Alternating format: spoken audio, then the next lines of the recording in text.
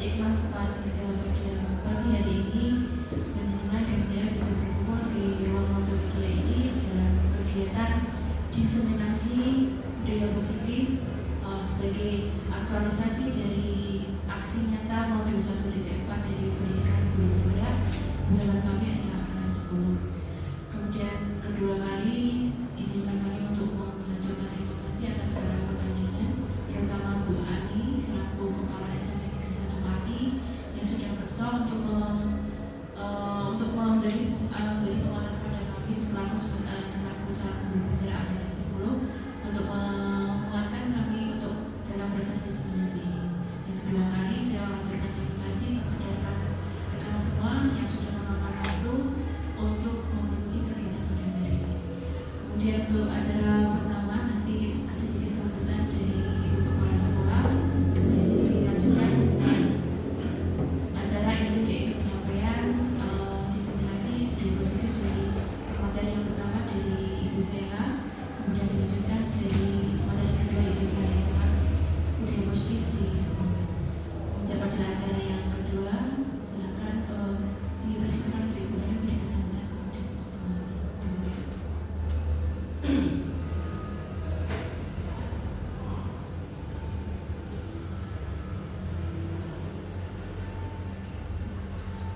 Bismillahirrahmanirrahim. Assalamualaikum warahmatullahi wabarakatuh. Yang saya hormati dan saya banggakan CGP Angkatan 10 Ibu Sela Rahmawati MPD bersama Ibu Sulastri SPD, juga yang saya banggakan dan saya hormati teman sejawat yang telah mensupport dan telah hadir di kegiatan diseminasi ini. Mari Bapak Ibu kita selalu memanjatkan puji syukur kehadirat Allah Subhanahu wa Ta'ala atas limpahan rahmat, hidayah serta inayahnya. Pada siang hari ini kita masih diberi nikmat sehat, nikmat cepat. Semoga kegiatan ini nanti bermanfaat untuk kita semuanya. Sekali lagi saya ucapkan selamat pada teman kita Ibu Sela Rahmawati dan Ibu Sulastri yang ikut CGP Angkatan 10. Semoga nanti imbasnya pada rekan-rekan sejawat semuanya. Amin. Dan kami berharap diseminasi ini tidak hanya berhenti di sini, tetapi betul-betul berimbas pada teman-teman kita yang nantinya akan ada aksi nyata di anak-anak kita nanti. Bapak Ibu yang saya hormati, sebelum nanti kegiatan diseminasi kita mulai, kita berharap dari kegiatan yang sudah kita lalui, karena apa, di SMP Negeri 1 Pati ini saya bersyukur sudah ada guru penggerak yang hebat. Kurang lebih ada 4 guru penggerak, kemudian ada fasilitator. Semoga nanti teman-teman yang belum bisa tergerak dan ikut kegiatan tersebut. Dan saya percaya teman kita yang ada di samping kanan kiri saya, semoga nanti semangat dan saya berharap kegiatan ini sukses. Dalam arti bisa sesuai dengan slogannya, tergerak, bergerak, dan menggerakkan. Nah, itu Bapak Ibu, saya berharap ini disusul bapaknya, ibu yang berada di kanan kiri saya berharap sekali lagi panjenengan harus bisa menggerakkan teman-teman kita dan harus bisa memberi contoh yang terbaik di lingkup sekolah kita tercinta ini. Sekali lagi terima kasih, selamat berdiseminasi, semoga nanti berjalan dengan lancar, teman-teman semuanya bisa mengikuti sampai akhir nanti. Demikian, Assalamualaikum warahmatullahi wabarakatuh.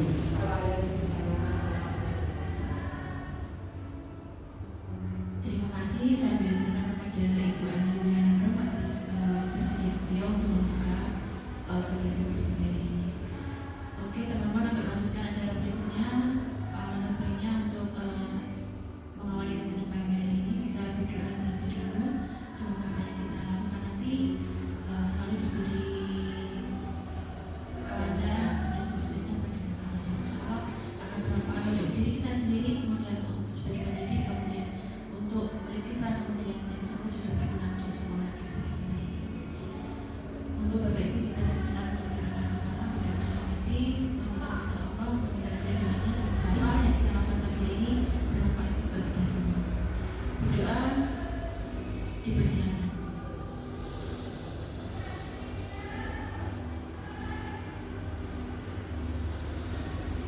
Berdoa selesai. Terima kasih. Kemudian untuk acara berikutnya yaitu masuk ke aktualisasi aksi nyata diseminasi budaya positif. Saya ucapkan terima kasih kepada Ibu Ani sudah berkenan untuk membuka kegiatan pagi hari ini.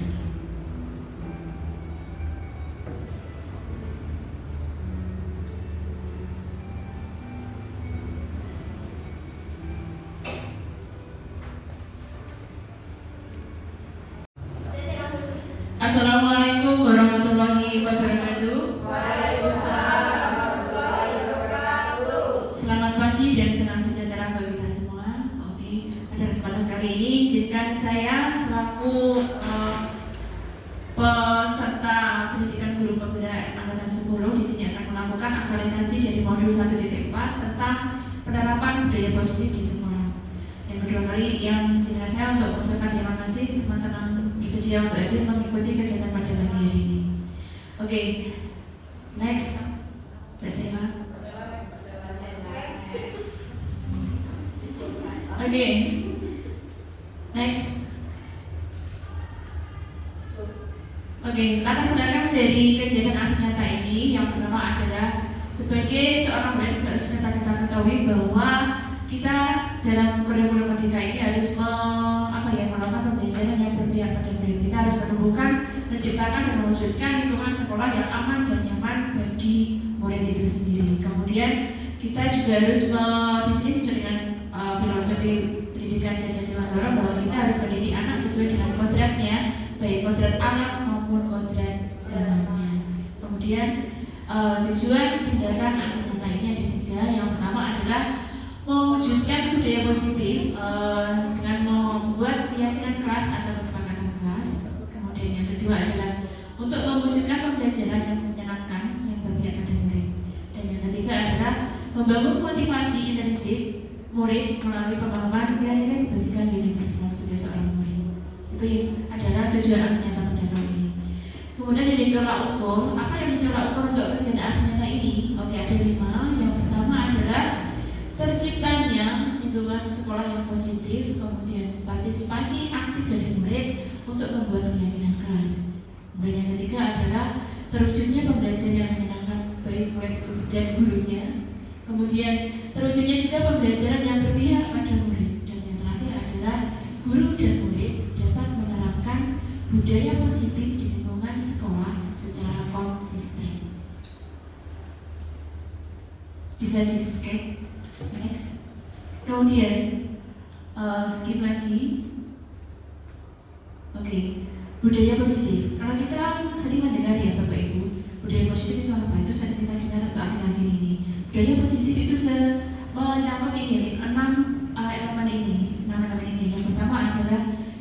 yang positif dan ini kebajikan, kemudian teori motivasi perilaku manusia, termasuk dengan dalam hukuman, penghargaan dan restitusi. Yang ketiga adalah keyakinan kelas, dan yang keempat adalah kebutuhan dasar manusia.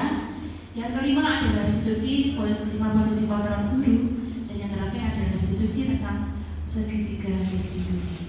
Oke, sebelum menginjak pada 6 elemen tersebut, kita jelaskan dulu apa itu budaya positif. Budaya positif, oke. Menurut Gajah Dewantara itu beliau menjelaskan bahwa filosofi pendidikan kita adalah menuntun murid untuk mencapai keselamatan dan keberhasilan dalam hidupnya sesuai dengan kodrat, yaitu baik kodrat zaman maupun kodrat alamnya. Kemudian di sebab itu kita sebagai guru hanya bisa untuk menuntun anak-anak kita, ya. Kita sebagai penuntun, kita sebagai pamong untuk anak kita untuk mencapai keberhasilan dan keselamatan dalam hidupnya. Kemudian berikutnya tentang ini kita filosofkan seperti ini Bapak Ibu guru. Kita membuat filosofi seperti ini, kita sama-sama memiliki ya di sini ya, memiliki 2 benih jagung ya. 2 benih jagung, yang pertama adalah jagung yang unggul, mungkin yang kualitas paling bagus, kemudian yang kualitas yang kemudian benih yang kedua adalah benih jagung yang kurang mudanya. Apabila kita menaruh jagung kualitas yang baik itu di tanah atau di ladang yang mungkin itu adalah kurang air, kemudian kurang pupuk, kemudian kita tidak merawatnya, kira-kira itu akan tumbuh dengan baik atau tidak Bapak Ibu? Tidak, oke. Biarpun itu dia benihnya sudah bagus, tapi ketika dia ditanam di ladang yang kurang baik, kemudian tidak ada perawatan, mustahil itu akan mendapatkan hasil panen yang baik. Tetapi berbeda halnya ketika kita menanam benih jagung, biarpun dikata tidak unggul, apabila kita melakukan perawatan, kita pupuk, kemudian kita siram, kemudian kita cabut rumputnya, bukan mustahil apa yang dari benih yang tidak bagus tersebut itu bisa menghasilkan jagung yang luar biasa. Dan dari sini perumpamaan dari sini itu kita mengumpamakan murid kita seperti itu Bapak Ibu guru. Kita umpamakan murid kita adalah dua aspek yang berbeda, yaitu murid yang dengan segala kelebihan dan kekurangannya. Apabila kita melakukan melakukan perlakuan yang baik kepada murid kita, mustahil anak-anak yang kurang, maksudnya yang kita butuh perhatian, itu akan menjadi anak-anak yang berhasil kelak di suatu hari nanti. Next. Berikutnya tentang dari 2 penjelasan tersebut yang kita simpulkan apa itu budaya positif. Jadi budaya positif itu silakan, budaya positif itu merupakan nilai atau kebiasaan yang berpihak pada murid agar murid tersebut bisa berkembang menjadi pribadi yang kritis, kemudian penuh hormat, bertanggung jawab, kemudian dan berkarakter profil pelajar Pancasila. Itu adalah budaya positif. Kemudian konsep apa saja yang harus kita tanamkan dalam budaya positif itu di sini kita menggarisbawahi ada 7 konsep yang harus kita tanamkan dalam penerapan budaya positif. Yang pertama adalah kita harus merubah paradigma kita, yaitu kita merubah paradigma tentang pembelajaran yang baru ya. Kemudian berikutnya adalah kita menciptakan tujuan positif. Kita harus memahami kebutuhan dasar manusia. Kemudian berikutnya kita juga harus memahami motivasi perilaku manusia. Kemudian yang kelima adalah restitusi tentang posisi kontrol guru. Kemudian yang keenam adalah keyakinan kelas. Yang terakhir adalah restitusi tentang pembuatan segitiga restitusi. Oke, menginjak yang pertama dulu Bapak Ibu guru, pembelajaran paradigma baru. Oke, disebut paradigma baru. Oke, kalau kita dulu mungkin kita sudah pernah mengalami sebagai murid ya. Kita sebagai murid kita itu selalu ditanamkan oleh guru kita. Kamu pokoknya harus bisa, pokoknya guru itu kita harus manut. Kemudian apa yang diucapkan Bapak Ibu guru kita harus melaksanakan. Kemudian itu mau tidak mau, kemudian Bapak Ibu guru itu memulai sebagai acuannya adalah KKM ya, KKM di berdasarkan minimal. Tetapi di sini dengan dari aspek itu kita menyampingkan apa yang menjadi bakat dan minat mereka. Kita juga menyampingkan apa yang menjadi kelebihan dan kekurangan, apa yang mereka butuhkan. Itu kita kesampingkan selama ini. Jadi di sini yang disebut dengan pembelajaran paradigma baru, kita harus melaksanakan pembelajaran yang berdifferensiasi. Apa? Diferensiasi dalam kaitannya ini adalah kita melakukan pembelajaran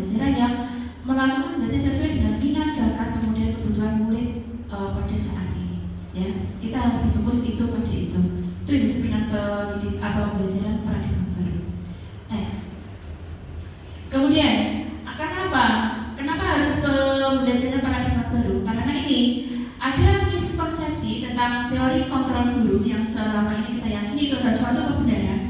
Menurut teori pendidikan seperti ini, itu adalah hal yang keliru pada saat ini. Apa saja itu? Miskonsepsi itu ada 4. Yang pertama adalah kita meyakini bahwa guru adalah pengontrol murid. Kemudian itu ada sesuatu yang salah yang sudah kita lakukan, tetapi itu sesuatu yang sebenarnya itu salah.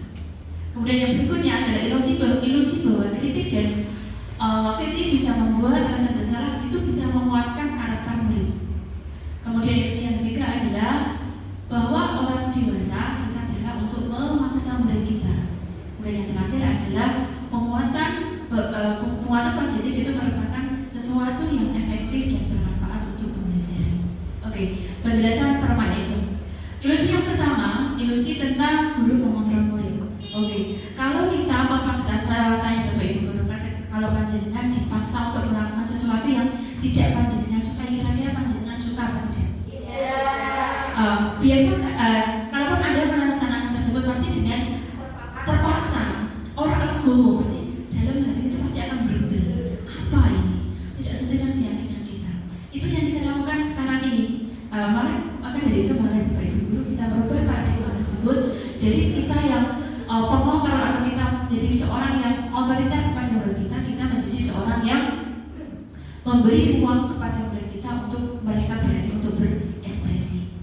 Itu yang pertama. Kemudian ilusi bahwa penguatan positif itu bermanfaat. Ini merupakan segala usaha untuk mempengaruhi murid agar mengulangi suatu perilaku tertentu. Suatu usaha tersebut kita paksa kayak gini, kita meyakini itu suatu kebenaran menurut kita sebagai seorang guru, tetapi belum tentu itu benar atau diterima di hati murid kita.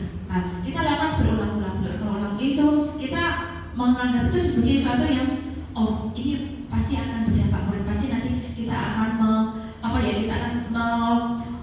mendapatkan murid yang sesuai dengan keyakinan kita. Tetapi itu bukan hal yang benar.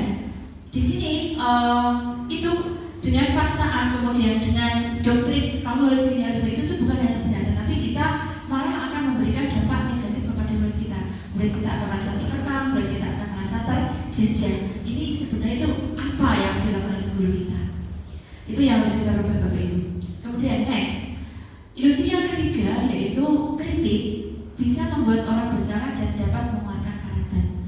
Boleh kita menggunakan kritik Bapak Ibu, tetapi untuk mengontrol menuju pada identitas yang gagal. Apa maksudnya? Mereka mulai itu belajar untuk menjadi merasa kalau kita paksa kemudian tidak sesuai dengan keinginan kita, berarti kita merasa yang merasa gagal itu bukan gurunya, bukan murid tetapi gurunya. Karena apa? Guru tidak mulai melakukan sesuatu yang tidak sesuai dengan ekspektasi gurunya. Itu harus kita rubah. Kemudian ilusi bahwa orang dewasa itu berhak memaksa. Kira-kira kalau ilmu parenting sekarang ya Bapak Ibu, kalau kita memaksa kayak gitu kan berarti kita sudah menjajah ya, tidak memberi kebebasan kepada anak kita. Alangkah baiknya Bapak Ibu guru, kita sebagai seorang pendidik kita merubah sikap kita untuk memaksa, tetapi lebih memberi ruang, kemudian kita merangkul murid kita untuk sama-sama mencari solusi untuk menciptakan pembelajaran yang berpihak pada mereka. Next. Dari situ, dari penjelasan sebelumnya dapat kita simpulkan bahwa disiplin positif sebagai salah satu aspek dari budaya positif itu merupakan cara kita mengontrol diri kita dan bagaimana kita menguasai diri kita untuk memilih tindakan yang mengacu pada nilai-nilai yang kita hargai. Kemudian kita sebagai seorang pendidik, tujuan kita adalah menciptakan atau mewujudkan anak-anak peserta didik kita yang memiliki disiplin diri yang bukan dari paksaan gurunya, tetapi mereka berasal dari keyakinan diri mereka masing-masing. Oke, disiplin positif merupakan salah satu cara yang dapat diterapkan untuk bertujuan untuk menumbuhkan kesadaran dari diri sendiri dari seorang murid itu, bukan dari paksaan orang lain, bukan dari faktor intrinsik atau bukan dari keinginan dari gurunya. Next. Kemudian dari disiplin positif tersebut diharapkan anak-anak bisa mewujudkan nilai-nilai kebajikan apa yang bisa muncul dari murid tersebut. Dari disiplin itu, dari kesadaran hati mereka sendiri, mereka bisa menimbulkan nilai-nilai kebajikan yang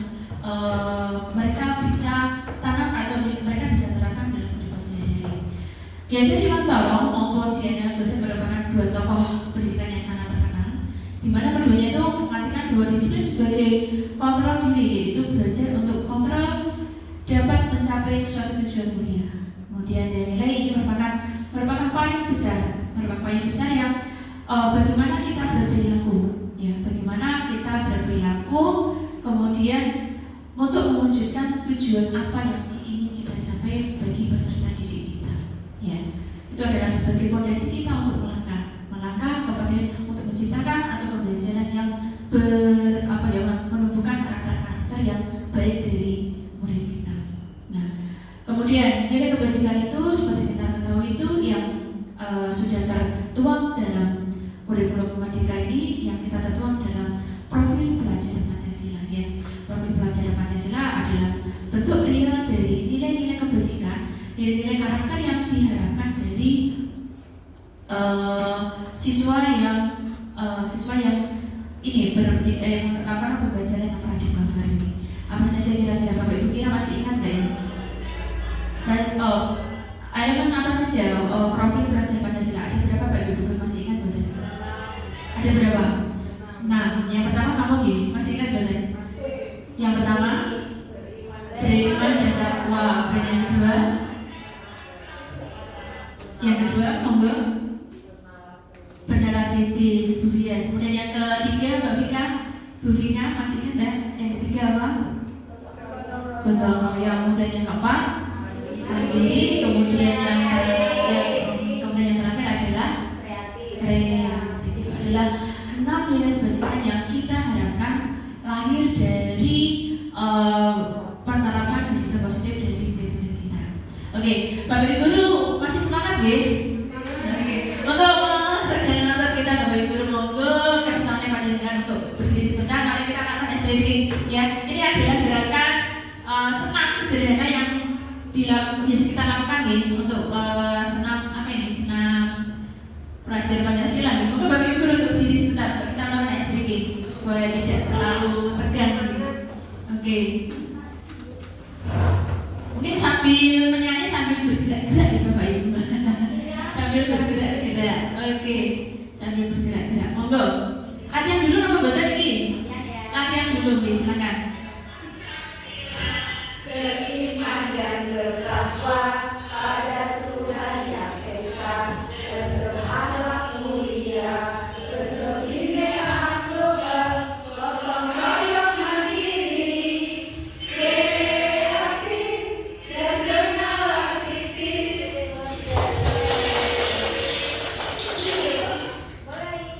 Jadi kan latihan itu berarti yang sebenarnya ini. Oke, monggo. Semangat Bapak Ibu guru. Langsung ikut Pak. Oke, saya ikut. Pancasila, beriman dan bertakwa pada Tuhan yang Esa dan berakhlak mulia, berkebinekaan global, gotong royong mandiri, kreatif dan bernalar kritis.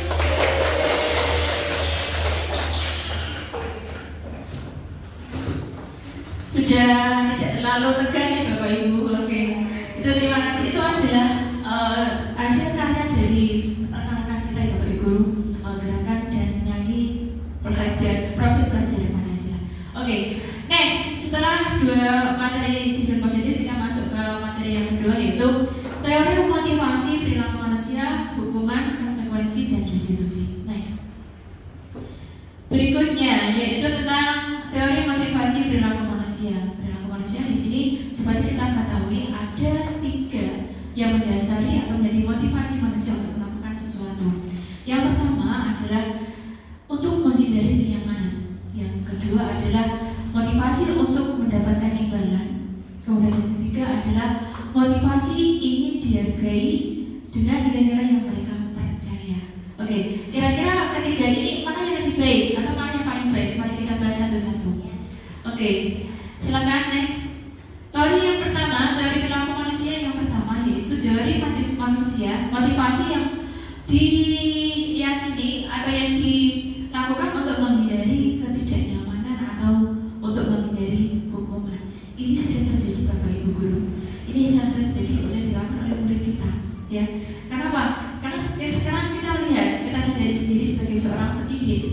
seorang guru di sini, anak-anak ketika melaksanakan tugas itu lebih pada sebatas untuk menggugurkan kewajibannya saja.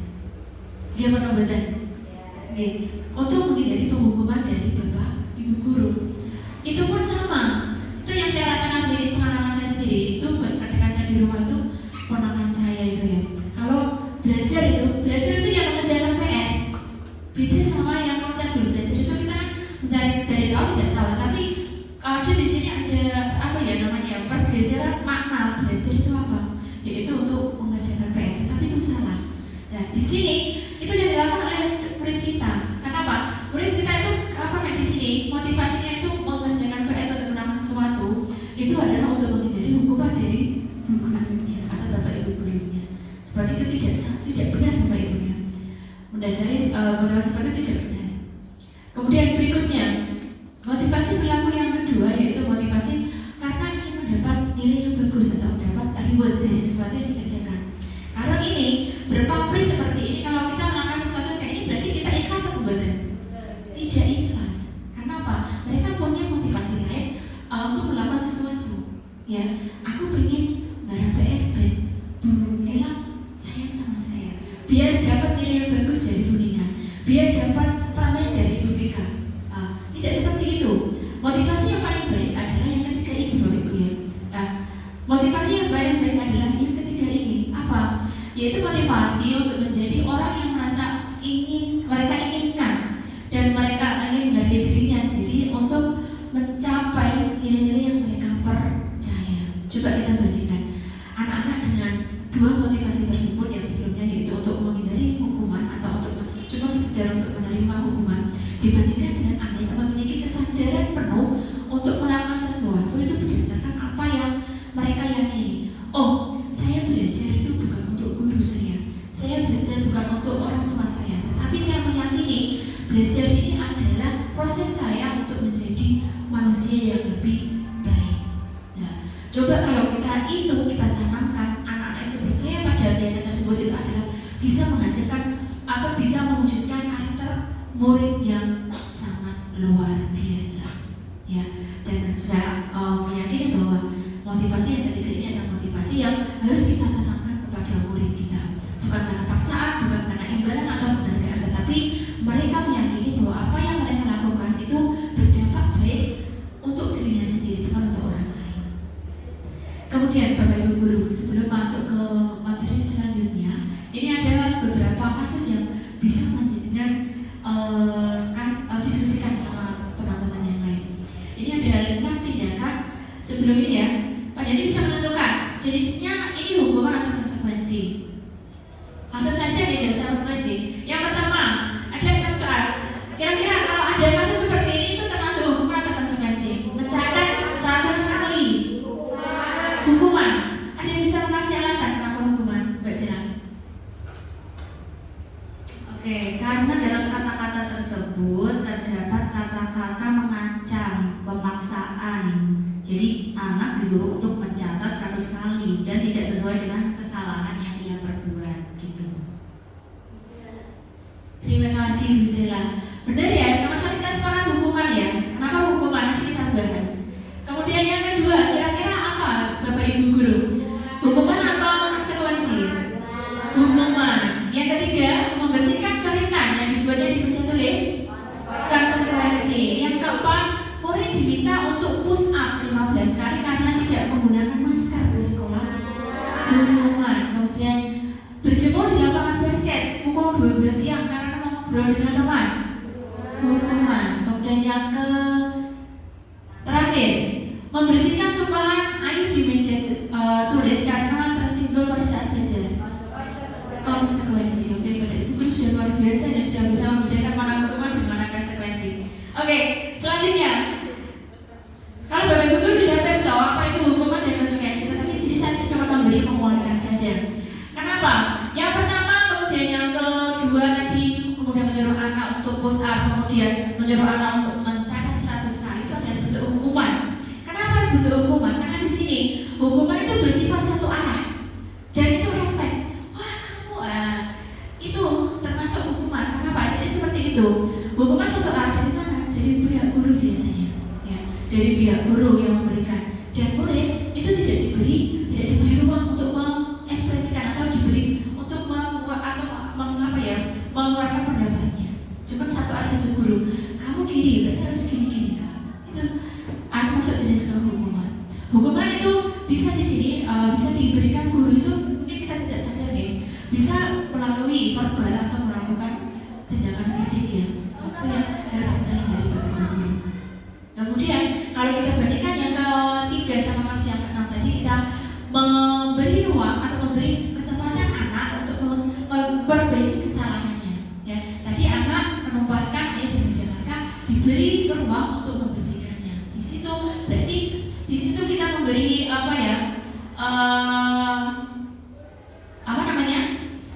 memberi kesempatan untuk anak bisa memperbaiki kesalahannya. Jadi kita tidak langsung mendoktrin, kamu salah kemudian harus melakukan ini. Ya, itu bedanya hukuman sama konsekuensi. Kalau hukuman kita cuma satu arah dari pihak guru, kemudian murid cuma bisa menerimanya. Tapi kalau di sini disiplin yang kita terapkan melalui konsep penerapan konsekuensi ini, anak tahu kalau melakukan kesalahan ini mereka harus apa. Ya, itu sudah kita sepakati. Ya, mereka tahu sehingga di sini akan diberi ruang. Kalau yang disiplin ini konsekuensi ini akan diberi kita membangun pemikiran anak. Kalau saya melakukan seperti ini, kita akan mendapatkan konsekuensi seperti ini. Maka diharapkan kalau dia tidak ingin mendapatkan konsekuensi seperti ini, berarti anak-anak tidak bermereka melakukan kesalahan itu. Next. Berikutnya, ini adalah gambaran tentang perbedaan antara hukuman, konsekuensi, dan restitusi. Ini saya ambil kasus adalah ketika siswa mencontek. Oke. Kalau hukuman, kalau kita melihat anak-anak, ini jenis hukumannya. Kalau ketika anak-anak mencontek, hukuman itu guru langsung memberi nilai. Wah, kamu mencontek, tak kasih 0 bisa. Itu adalah contoh hukuman yang dilakukan oleh guru. Kemudian pada saat itu pula ketahuan anak mencontek, guru langsung marah. Dan saya yakin kalau guru marah, murid akan menjadi sungkan atau takut kepada gurunya. Kemudian bedanya sama konsekuensi itu bagaimana? Kalau konsekuensi itu guru memberikan konsekuensi untuk tugas tambahannya. Misalnya kalau kamu sudah menyontek, berarti untuk mengganti tugasnya kamu dikasih tugas tambahan yang lain. Ya, tugas tambahan yang lain menyesuaikan dengan tugas yang menyesuaikan dengan tingkat kesalahan yang mereka perbuat. Kemudian guru di sini konsekuensi juga, dan pada konsekuensi ini guru tegas dan siswa itu cenderung hormat kepada gurunya karena mereka sudah tahu melakukan kesalahan mereka akan mendapatkan konsekuensi apa. Kemudian bedanya sama restitusi. Kalau restitusi yang pertama, kalau nanti anak mencontek itu guru menanyakan keyakinan kelas, boleh tidak kita anak-anak, kalau sebelumnya kita sudah membuat keyakinan kelas sama murid kita, guru menanyakan kembali, apakah tindakan kamu itu sudah sesuai dengan keyakinan kelas kita? Sudah atau belum? Berarti kalau kamu melanggar, berarti mereka sudah tahu konsekuensi apa yang harus mereka lakukan. Kemudian guru di sini kalau restitusi lebih terbuka kepada murid, dan di sini bisa mewujudkan nilai, mewujudkan perasaan atau keinginan rasa menghormati dirinya sendiri, kemudian juga untuk menghormati kepada gurunya. Ya, bedanya di situ antara hukuman, konsekuensi, dan restitusi. Sampai di sini bisa dipahami nih Bapak Ibu. Berikutnya masuk ke materi yang ketiga, yaitu tentang keyakinan kelas. Masih berhubungan dengan tadi materi berikutnya sebelumnya, itu tentang disiplin positif. Keyakinan kelas bentuk adalah sesuatu yang diyakini. Keyakinan kelas sesuatu yang diyakini bersama. Ini bukan satu biasa saja, tetapi melibatkan murid dan guru. Ya, kalau dulu mungkin itu sudah, kalau saya menerapkan bukan keyakinan kelas, tapi kontrak belajar kalau dulu. Tetapi kita di sini untuk materi ini adalah keyakinan kelas, sesuatu yang diyakini baik guru dan siswa yang harus dilakukan untuk mencapai pembelajaran yang berpusat pada murid. Kenapa harus keyakinan kelas? Karena apa? Menurut saya peraturan identik dengan hukuman ini. Kenapa peraturan? Kenapa keyakinan kelas? Karena peraturan identik dengan hukuman dan konsekuensi. Sedangkan keyakinan kelas di sini lebih mendukung untuk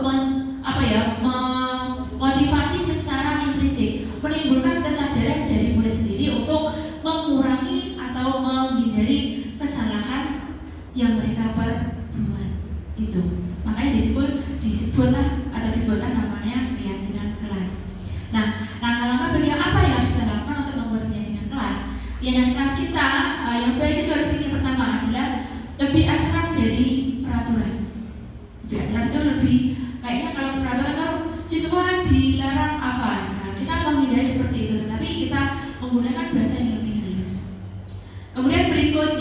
berupa pernyataan universal. Kemudian yang ketiga adalah kegiatan kelas itu dibuat dalam bentuk positif. Kemudian bersifat untuk mengingatkan. Kemudian itu bersifat fleksibel. Jadi antar kelas, antar guru, kemudian kita antar sebagai guru yang masih di kelas itu bisa jadi antar satu kelas dan kelas lain itu berbeda sesuai dengan kondisi kelas masing-masing. Kemudian yang terakhir adalah untuk kegiatan kelas ini dibuat oleh atau melibatkan, tidak melibatkan guru saja, tetapi kalau di sini kegiatan kelas itu melibatkan semua, baik guru maupun muridnya. Itu bedanya peraturan sama keyakinan kelas. Next, ini adalah contoh keyakinan kelas yang sudah dibuat oleh kelas sendiri. Saya ambil satu contoh di sini. Satu contoh keyakinan kelas, berpakaian sesuai dengan aturan sekolah, itu yang mereka sepakati, yang kelas 9 sepakati. Kalau melanggar apa? Di situ dijelaskan jika melanggar maka saya bersedia untuk ditegur dan dinasihati gurunya. Itu adalah contoh sederhana dari keyakinan kelas. Di sini mereka tahu kalau sadar kalau tidak berpakaian rapi mereka bersedia untuk ditegur oleh gurunya. Oke, itu materi yang ketiga. Sekarang menginjak kepada materi yang keempat itu tentang kebutuhan dasar manusia. Kebutuhan dasar manusia, kenapa? Oke, menurut William Glasser dalam bukunya yang berjudul Choice of Theory, ada 5 kebutuhan dasar manusia yang harus kita pahami sebagai seorang guru. Ya, kenapa kita belajar tentang ini, Bapak Ibu? Kita masih belajar ini kenapa? Kenapa kita sebagai seorang guru kita harus memahami apa yang dibutuhkan oleh guru kita? Ya, apa saja? Yang pertama adalah bertahan hidup, ya, tentu survival. Kemudian yang kedua adalah kebutuhan untuk kasih sayang dan diterima. Kemudian yang ketiga adalah kebutuhan kebebasan. Yang keempat adalah kesenangan, dan yang terakhir adalah penguasaan. Nah, ini harus kita pahami Bapak Ibu untuk mencari seluk atau latar belakang permasalahan yang dihadapi oleh murid kita. Next. Nah, ini penjelasan masing-masing dari sebelum menginjak ke penjelasan dari 5 kebutuhan tersebut. Oke, ini ada pertanyaan Bapak Ibu guru. Ibu Ambar guru wali kelas 2A. Kemudian dia itu sedang bingung karena salah satu muridnya itu bernama Doni itu kalau istirahat itu sering meminta bekal makan kepada temannya. Oke, menurut panjenengan Bapak Ibu guru, kira-kira kebutuhan dasar apa yang belum terpenuhi oleh Doni sehingga dia itu membuat kesalahan seperti itu? Ada yang mau berpendapat? Doni mengganggu temannya. Oke, dia minta bekal temannya. Kira-kira kebutuhan dasar apa yang belum terpenuhi oleh Doni? Iya Mbak Mila, kebutuhan dasar hidup. Iya benar sekali. Ya, kebutuhan dasar hidup. Oke, Pak benar. Oke, kenapa dasar? Karena termasuk di situ kebutuhan primer kita, termasuk makan itu primer apa enggak? Iya primer. Ini kebutuhan pokok, kebutuhan dasar yang basic yang belum terpenuhi oleh Doni. Makanya Doni melakukan kesalahan tersebut. Ya. Oke, penjelasannya yang pertama, bertahan hidup atau survival, kebutuhan hidup yang ini bersifat fisiologis. Oke, ada 3 indikator yang harus terpenuhi. Yang pertama adalah kesehatan yang bagus, kemudian adalah kita memiliki tempat tinggal atau rumah yang baik, kemudian kita ada makanan yang bisa kita makan sehari-hari. Itu adalah kebutuhan untuk survival. Kemudian kebutuhan yang kedua adalah kebutuhan hubungan dan koneksi sosial. Jadi kebutuhan ini untuk memberi dan menerima kasih sayang dan kebutuhan untuk merasa menjadi bagian dari suatu kelompok. Ya, itu adalah kebutuhan yang dimiliki oleh manusia yang kedua. Yang ketiga adalah kebutuhan tentang penguasaan, yaitu kebutuhan untuk kemampuan atas kemampuan. Oke, kebutuhan ini meliputi keinginan untuk dianggap berharga. Saya ingin dianggap bahwa atau mungkin diakui keberadaannya oleh orang lain. Bisa membuat perbedaan, kemudian membuat pencapaian kompeten, kemudian diakui, dihormati, kemudian menjadi terampil. Itu adalah kebutuhan untuk diakui atau kebutuhan penguasaan. Salah satu indikatornya itu. Kemudian yang keempat, kebutuhan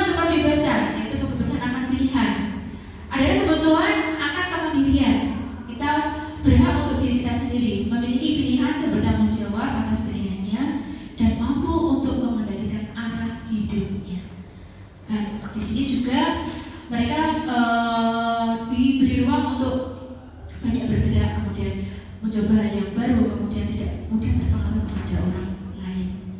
Kemudian yang terakhir, kebutuhan senang atau kesenangan atau happiness. Kebutuhan ini lebih cenderung untuk mencari kesenangan ya, bermain dan bertakwa. Jika kita itu aja bisa aja gitu loh, itu yang motivasi seperti itu. Itu tentang 5 kebutuhan dasar manusia ini harus kita pahami benar Bapak Ibu Guru untuk mencari atau mendalami permasalahan yang dihadapi oleh murid kita. Kemudian kita sebagai seorang guru harus mencari tahu atau alasan mengapa anak melakukan suatu mungkin kegiatan atau perbuatan dan kebutuhan apa yang ingin mereka penuhi. Karena apa di sini kalau kita tahu anak itu kebutuhan apa yang mereka inginkan atau yang mereka perlu cukupi, itu akan membuat kita itu melakukan tindakan itu yang apa namanya tepat guna ya, tepat sasaran. Kamu ini berarti kamu butuhnya ini. Jadi kita pahami mana kebutuhannya di mana yang harus apa ya harus dipenuhi oleh murid kita.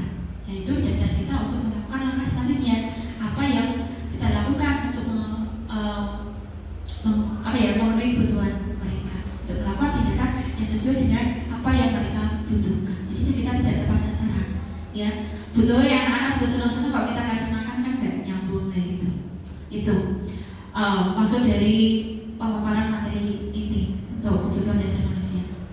Dan diharapkan apabila kebutuhan kita sudah tahu kebutuhan dasar apa yang harus dicukupi atau yang dipenuhi oleh guru, sehingga ini akan menimbulkan apa nilai-nilai kebajikan yang berasal dari diri murid kita sendiri ya, bukan dari faktor eksternal tapi lebih ke dari faktor internal dari murid kita sendiri.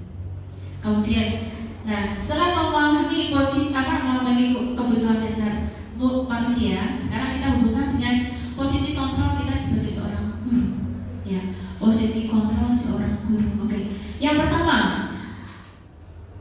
sebagai posisi kontrol seorang penghukum. Kemudian yang kedua adalah membuat rasa bersalah. Yang ketiga adalah teman. Yang keempat adalah pemantau, dan yang kelima adalah manajer. Oke.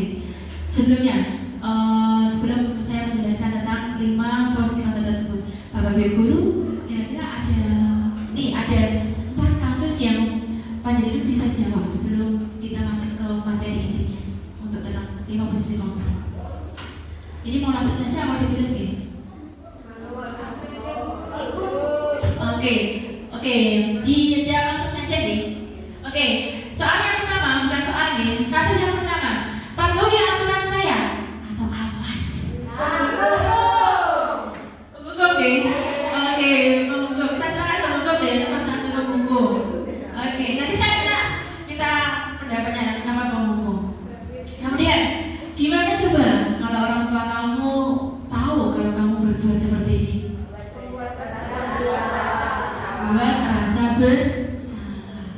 Itu sekarang seolah-olah mendeskripsikan, kamu ini pijat. Kita semakin bukan kita semakin merangkul, tapi kita semakin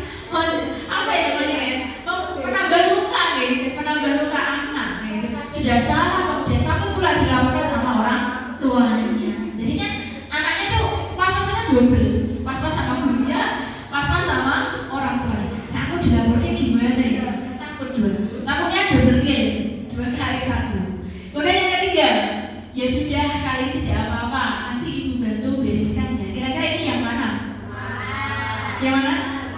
Iya, ini seperti ini ya. Jadi kita praktekkan ini ya. Ya sudah, kayak teman saja gitu ya. Gampang aja kayak gitu ya. Kemudian yang keempat, jika kamu meyakininya, apakah kamu bersedia untuk perbaikinya?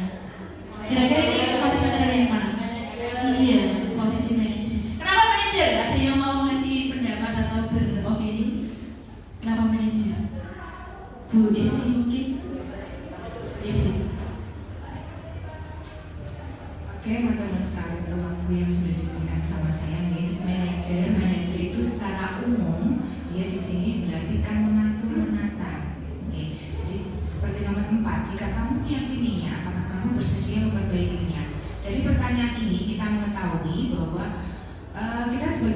pendidik sudah seharusnya itu bisa menata, mengatur, atau istilahnya dalam bahasa Inggris itu manage ya dengan baik, sehingga siswa atau peserta didik yang kita ajar itu pun jadi mengerti, jadi paham apa maksudnya kita berikan. Begitu ya, nanti untuk teman-teman. Luar biasa Mbak Messi atas penjelasannya. Memang benar ya, yang kalau kemarin ini lebih kita ke posisi yang manajer. Kenapa? Di sini kita sebagai manajer kita mengatur pendidik, menata murid kita, kemudian memperlakukan mereka, kemudian kita mengambil langkah selanjutnya untuk apa? Oke. Next, penjelasan tentang 5 posisi kontrol. Oke, ini penjelasannya Bapak Ibu Guru. Yang pertama, posisi kontrol sebagai seorang penghukum. Ini dilakukan melalui kontak fisik atau verbal. Ya, bisa fisik, bisa verbal. Kadang-kadang kita tidak sadar apa yang kita lakukan pada diri kita itu juga termasuk penghukum. Kamu itu ya, seperti itu juga bisa mempengaruhi hati anak ya Bapak Ibu. Bisa mempengaruhi. Kemudian ini juga melotot atau kita kalau yang ini jari menunjuk secara terkadang itu juga termasuk posisi kontrol penghukum. Kemudian apakah ini akan berdampak pada murid kita?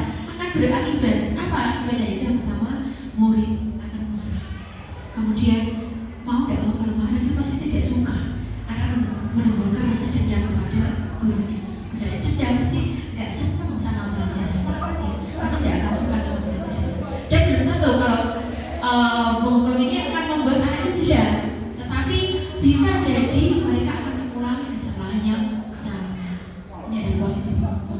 Ini contohnya adalah hadilah teman saya, awas kalau enggak ya. Itu adalah contoh dari posisi kita seperti kemudian yang berikutnya, yang kedua adalah membuat rasa bersalah.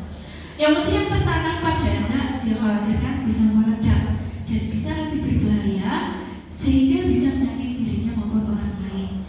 Dan di sini kita yang menggunakan bahasa hukum ini beda sama penghukum ya, tetapi di sini kalau penghukum itu lebih ke emosi, tapi kan di sini pemberantasan bersalah halus, tetapi itu juga belum tentu baik. Karena kita tambah menyebutkan murid tersebut, iya, tapi ke psikisnya anak ini, psikisnya tambah double bersalahnya.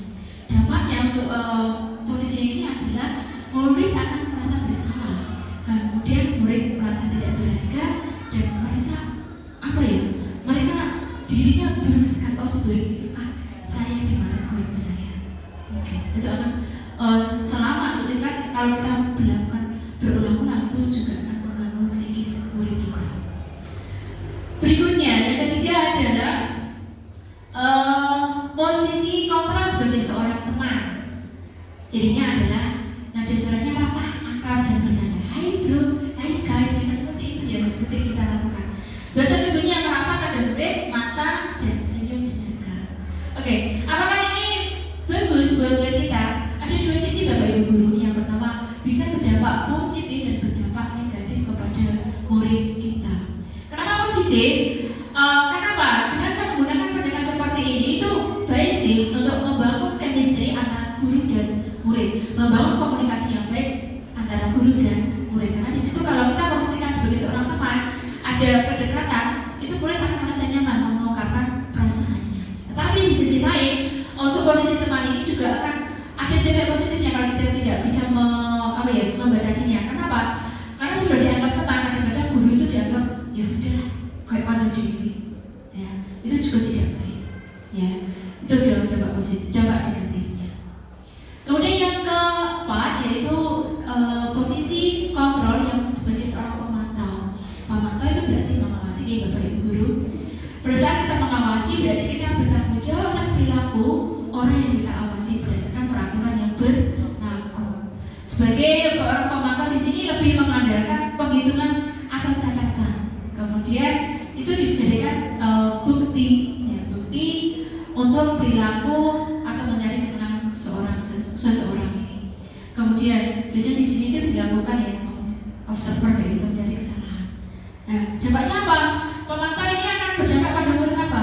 Murid akan memahami konsekuensi yang dijalankan karena telah melanggar tanpa rasa marah. Itu contoh kadang-kadang bisa kita ini peraturannya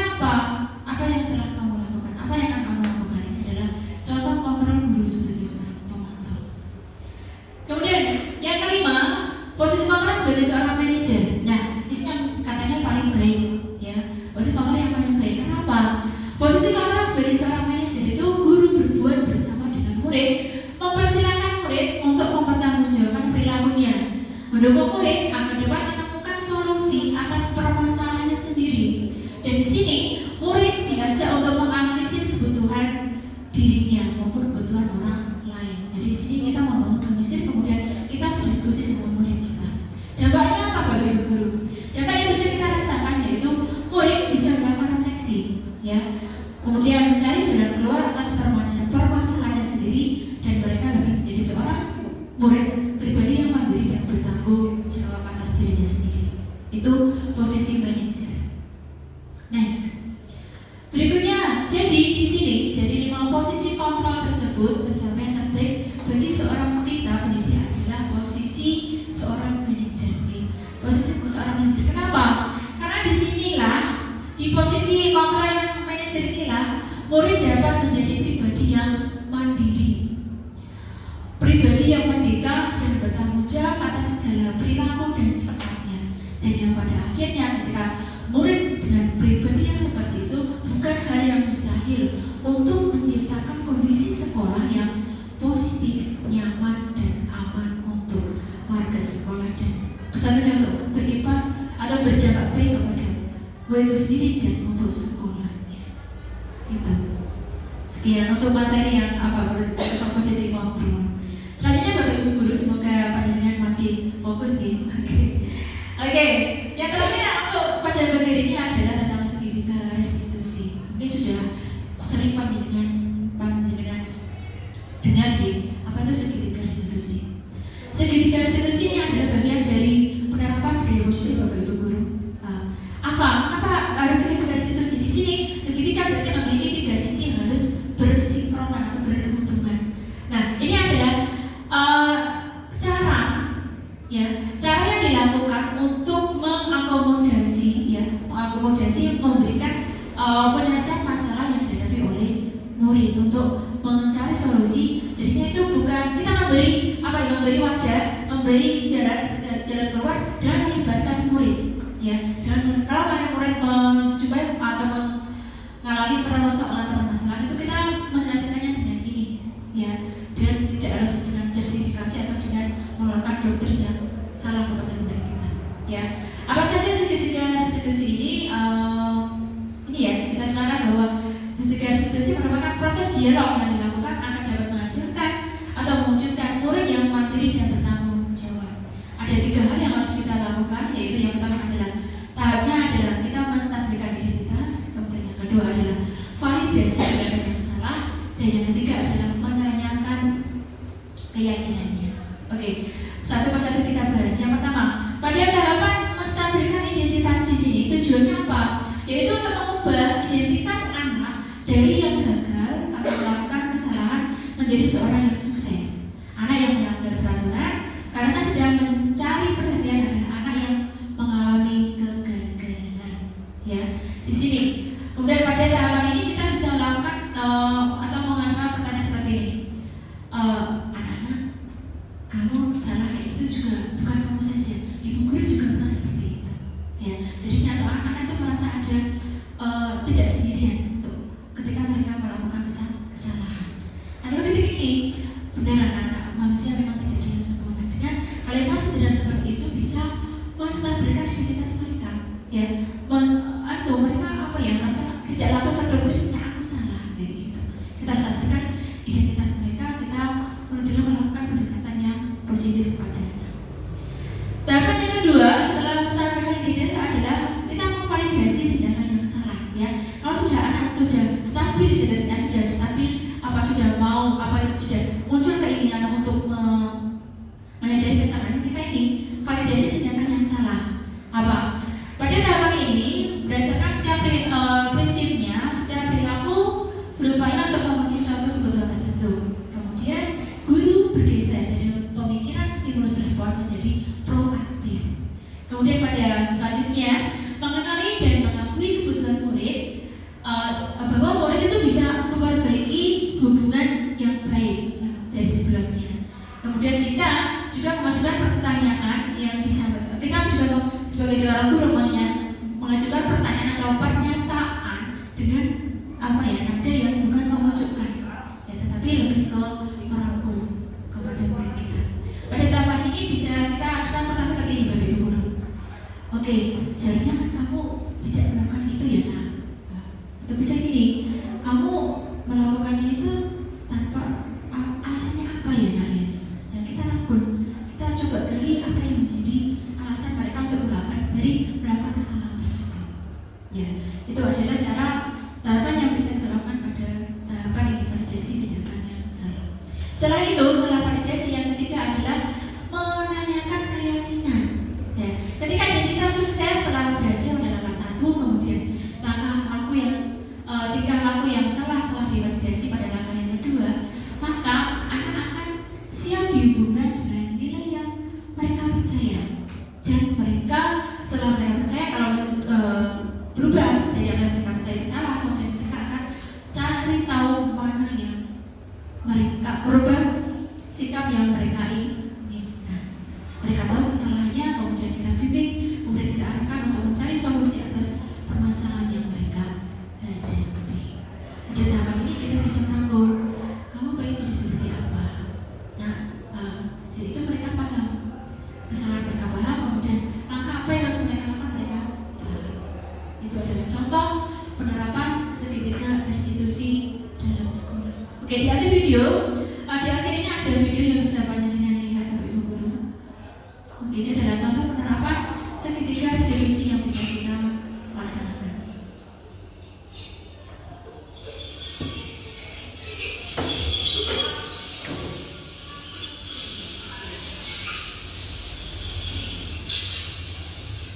Indra, ibu dengar dari ibu Bikin, Indra ada masalah. Iya. Ada yang bisa dibantu? Indra beberapa hari ini saya terlambat. Indra datangnya jam berapa? Indra datangnya jam 7 baru. Indra tahu peraturan di sekolah? Datang tepat waktu. Ya, jam berapa? Jam 7.30, 5 menit sebelum itu harus berada di kelas. Kenapa Indra datang? Karena beberapa malam ini ada jalan ibu, jadi Indra untuk sekolahnya sampai di malam. Jadi kenapa temannya ya? Boleh sebenarnya ya kalau Indra mempunyai hobi nonton drama. Indra juga musiman. Indra punya kewajiban terhadap sekolah. Indra bersedia untuk mengubahnya. Sedia. Kalau Indra bersedia, bagaimana caranya? Tidur lebih awal Setelah itu, sama memasak makanan sebelum tidur. oke, sekarang Indra mau tidur lebih awal ya. Dan Indra masalah. Kalau seandainya Indra ketiduran, bagaimana? Kalau buat Indra supaya dibangunkan lebih awal. Jadi kita bersedia berubahnya dengan cara tidur lebih awal, memasang alarm, dan minta tolong orang tua untuk membangunkan. Oke, sekarang kira-kira ada lagi yang perlu Ibu lakukan agar tidak terlambat dari sekolah? Tidak. Oke, terima kasih banyak atas kerjasamanya. Sekarang kita boleh kembali ke kelas. Ibu, terima kasih. Jangan lupa lagi ya.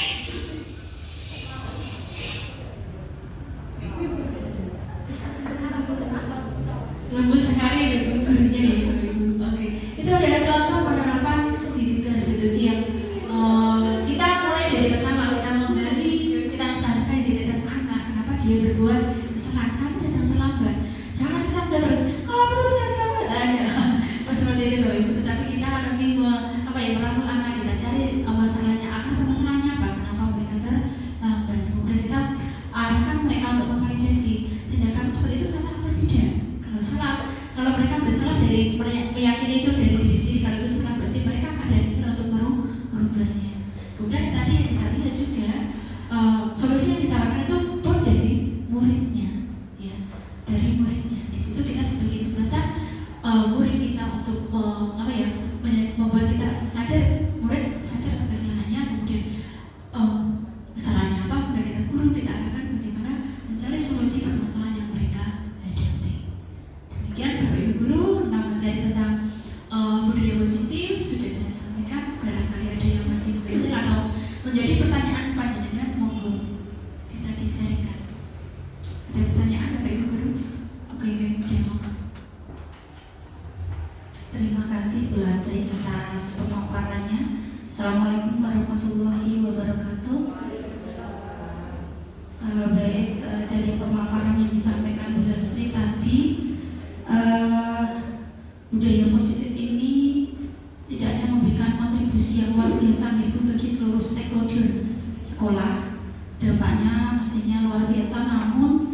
dalam penanamannya mungkin setidaknya kita mungkin ada tantangan atau kendala, karena untuk mewujudkan atau memunculkan motif intrinsik dari diri siswa itu kan juga membutuhkan waktu, tidak semudah membalikkan telapak tangan. Nah, kira-kira tantangan apa yang dihadapi Bu Lastri selama dalam pengimplementasian di kelas? Demikian Bu Lastri, terima kasih. Wassalamualaikum warahmatullahi wabarakatuh.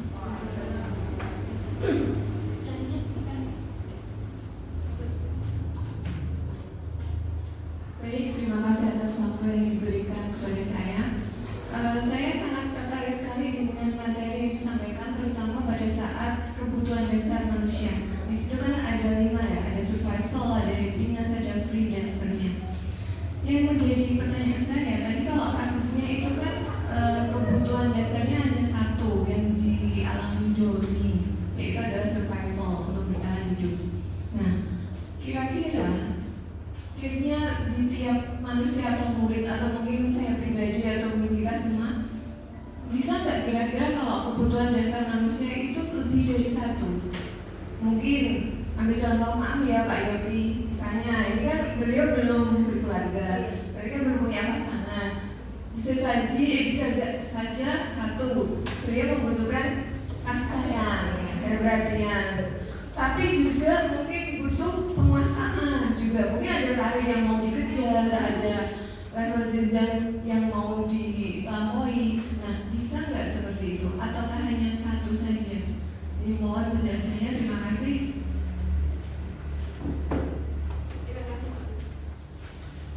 Oke, izin menanggapi pertanyaan dari Memida nih. Memida, ini saya itu dulu, saya terima kasih dulu pertanyaan dari Memida. Apakah ada tantangan dari penerapan positif di sekolah ini? Itu yang pertama. Dan dari Mbak Vika tentang apakah ada kebutuhan dasar yang yang dialami siswa oleh lebih dari satu ya. Apakah kebutuhan dasar itu yang dialami itu lebih dari satu atau cuma satu doang? Terima kasih. Izin menanggapi pertanyaan dari Memida. Yang pertama, bukan hal yang mudah Bapak Ibu Guru. Saya pun sudah mengalaminya sendiri. Bukan hal yang mudah untuk melakukan suatu perubahan. Ya, apalagi ini perubahan yang besar saya kira. Karena apa? Saya menyebutnya perubahan besar. Kenapa? Kita tidak bisa bergerak sendiri Bapak Ibu Guru.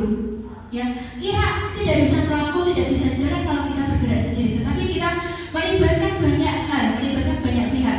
Guru ya iya, kemudian pimpinan kita juga iya, murid juga iya. Sehingga sekata itu harus seiring sejalan untuk untuk mewujudkan penerapan budaya hidup yang baik di sekolah. Tantangan apa? Pernah saya mengenai tantangan Bapak Ibu Guru. Kenapa? Sesuatu yang besar itu kadang belum berterima di hati murid. Ya, bukan hal yang mudah untuk penerapan sesuatu yang menjadi kebiasaan. Kita merubahnya itu bukan hal yang mudah. Tetapi bukan hal yang mustahil pula apabila kita melakukan itu secara baik dan konsisten. Ya, itu tantangan yang saya pertama. Saya tantangan dari diri sendiri. Kadang-kadang ya saya kadang ya lupa juga. Itu manusiawi. Itu dari guru sendiri. Tetapi murid juga sama seperti itu. Dalam penerapannya itu juga kadang lupa, kadang iya. Jadi di sini saya meyakini bahwa tantangan itu tadi ada baik dari guru maupun murid. Tetapi di sini dapat kita tekankan untuk untuk menghadapi tantangan itu kita bisa memiliki konsistensi melakukan penerapan budaya positif tersebut. Sesuatu yang kita yakini kemudian kita terapkan dan insya Allah kita jalankan dengan konsisten, itu akan berdampak baik untuk sekolah dan untuk siswa sendiri dan gurunya. Sehingga di sini penerapan diharapkan ya, penerapan ini bisa berdampak yang baik untuk pembelajaran di sekolah dan bermanfaat untuk yang lainnya. Demikian Bu Ida. Masih ada yang menanyakan apa itu? Izin menanggapi yang kedua dari pertanyaan Bu Vika. Kira-kira ada tidak cuma satu dua atau satu saja yang menjadi kebutuhan? Saya kira tidak ya. Bisa jadi satu dua kebutuhan itu belum tercukupi sehingga bisa menjadi landasan seorang murid itu untuk melakukan suatu kesalahan.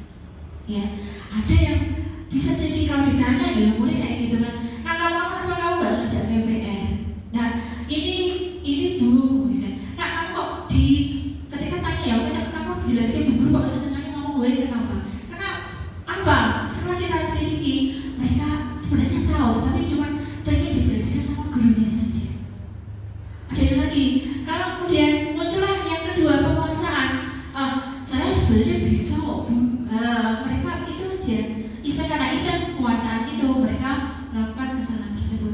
Jadi dapat saya simpulkan kalau sini tidak cuma satu saja, tidak ada satu saja kebutuhan dasar yang melandasi seseorang untuk melakukan suatu kesalahan. Mungkin ada tanggapan dari Bu Rika? Sudah cukup. Oke. Ada pertanyaan lain dari Bapak Ibu Guru? Cukup. Oke. Kalau cukup, demikian pemaparan saya pada pagi ini tentang penerapan diseminasi budaya di sekolah. Setelah ini saya mohon bantuan panjenengan semua untuk meneruskan refleksi apa yang tentang kegiatan yang berlangsung pada pagi hari ini. Mohon kesediaan panjenengan untuk meneruskan refleksi, kemudian panjenengan gambarkan di depan.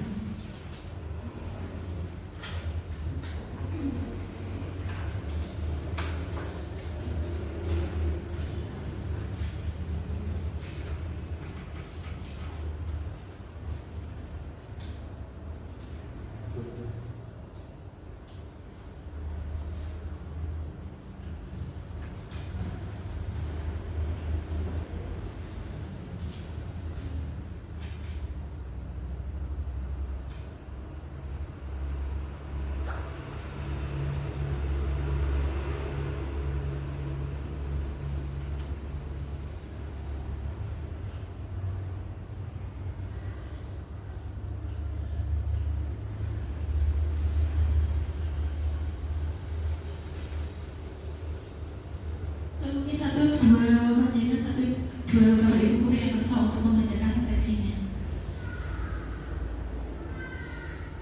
Yang lainnya mungkin bisa ditempel atau tuh saya apa yang bisa ada ungkapkan untuk pagi hari ini. Oke, baik, terima kasih Ibu Lastri. Sebelum saya menyampaikan refleksi, saya akan mengapresiasi terlebih dahulu atas presentasi dan pemaparan materi dari Ibu Lastri yang sangat luar biasa. Jadi dari pemaparan 6 materi ya yang telah Bu Lastri lakukan pada pagi hari ini, saya menjadi tahu. Jadi saya setelah mendengarkannya, jadi saya menjadi tahu ternyata di sini ada ya yang namanya hubungannya antara kebutuhan dengan kesalahan manusia. Ada berarti hubungan dengan perilaku seseorang. Saya jadi tahu motivasi manusia. Saya jadi tahu tentang apa saja posisi yang bisa kita lakukan dan bisa saya tempati. Saya juga menjadi tahu bagaimana cara saya dalam menjadi manajer dengan melaksanakan dan melakukan tahap-tahap segitiga restitusi. Saya juga jadi tahu apa saja ternyata cara-cara dalam membuat keyakinan bagi terjadi dalam benak saya. Itu saja. Terima kasih Bu. Pemahaman yang luar biasa yang disampaikan Bu Zainal, luar biasa. Terima kasih Bu Zainal. Oke, demikian Bapak Ibu guru dari kegiatan ini bisa kita merefleksikan bahwa apa yang disampaikan Bu Zainal itu benar. Berarti kita dari penerapan budaya positif itu merupakan satu kesatuan yang saling berhubungan, ya. Sedang kebetulan dan insya Allah apabila kita menerapkan secara konsisten ini, kita bisa mewujudkan karakter murid. Kita bisa mewujudkan sekolah yang aman, yang positif, yang nyaman, aman, dan bernuansa positif di sekolah kita. Dan bukan yang tidak mungkin kalau itu akan berdampak pada keberhasilan pembelajaran dan keberhasilan sekolah ini dalam melakukan kegiatannya. Oke, terima kasih Bapak Ibu Guru sudah berusaha untuk mendengarkan refleksi panjenengan. Oke, tepuk tangan buat kita semua.